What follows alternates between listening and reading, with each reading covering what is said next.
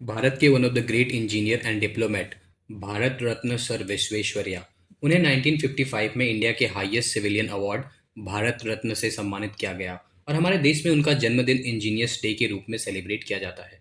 राम राम भारत में रिलेवेंट मॉन्ग ने एक सीरीज स्टार्ट की है हीरो ह्यूमंस ऑफ भारत, जिसमें हम उन हीरोज के कंट्रीब्यूशन को सेलिब्रेट करते हैं जिन्होंने अपने देश और समाज के लिए अपना जीवन समर्पण कर दिया, लेकिन हमारी हिस्ट्री ने उन्हें उतनी जगह नहीं दी जितने के वो हकदार थे।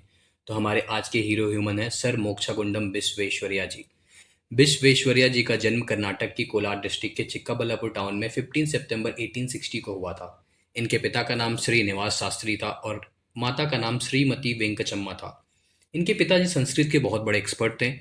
विश्वेश्वरैया जी की स्टार्टिंग की स्कूलिंग उनके बर्थ प्लेस कोलार में हुई और फिर आगे की पढ़ाई के लिए उन्होंने बेंगलोर के सेंट्रल कॉलेज में एडमिशन लिया। फाइनेंशियल कंडीशन वीक होने की वजह से उन्होंने ट्यूशन पढ़ाना भी स्टार्ट कर दिया।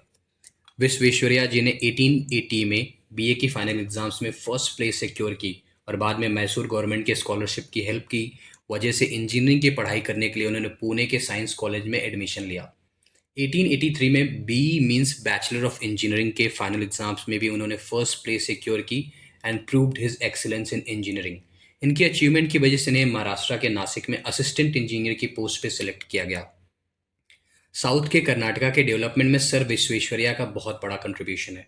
जब देश आज़ाद नहीं हुआ था तब Krishnaraj Sagar dam, Bhadravati iron and steel works, Mysore sandal oil and soap factory, Mysore university and bank of Mysore समेत कई महान अचीवमेंट विश्वेश्वरैया जी के एफर्ट्स की वजह से ही पॉसिबल हो पाई। उन्हें इसीलिए उन्हें कर्नाटका का भागीरथी भी कहते हैं। जब वह केवल 34 ईयर्स के थे तो उन्होंने डैम के पानी के बहाव को रोकने के लिए स्टील के ब्लॉक्स बनाए और ये स्टील के ब्लॉक सिस्टम आज भी पूरे विश्व भर के डैम्स में यूज किए जाते हैं। बाद में उन्हें मैसूर का चीफ इंजीनियर के पोस्ट पे नियुक्त किया गया। विश्वेश्वरैया सर ने लोगों की बेसिक प्रॉब्लम जैसे अशिक्षा, गरीबी, बेरोजगारी और बीमारी आदि को लेके भी काफी चिंतित थे। खेतों की सिंचाई के लिए बरसात के पानी के अलावा और अल्टरनेट के लिए मैसूर में कृष्णराज सागर डैम का भी निर्माण कराया। कृष्णराज सागर डैम के निर्माण के टाइम देश में सीमेंट नहीं बनता था। इसके लिए उनके इंजीनियर्स ने मोर्टार तैयार किया जो कि सीमेंट से ज्यादा मजबूत था। 1912 में विश्वेश्वरैया जी को मैसूर के महाराजा ने दीवान यानी कि मंत्री के पद पर नियुक्त कर दिया। मैसूर में स्कूल की संख्या को 4,500 से बढ़ाकर 10,500 कर दिया गया और लड़कियों के लिए अलग से हॉस्टल और फर्स्ट ग्रेड कॉलेजेस बनवाए गए। उस समय मैसूर के सभी कॉलेज मद्रास यूनिवर्सिटी से एफिलिएटेड थे और विश्वेश्वरैया जी के काफ़ी एफर्ट्स के बाद मैसूर यूनिवर्सिटी की स्थापना हुई, जो कि इस समय की सबसे पूरी पुरानी यूनिवर्सिटीज़ में से एक है।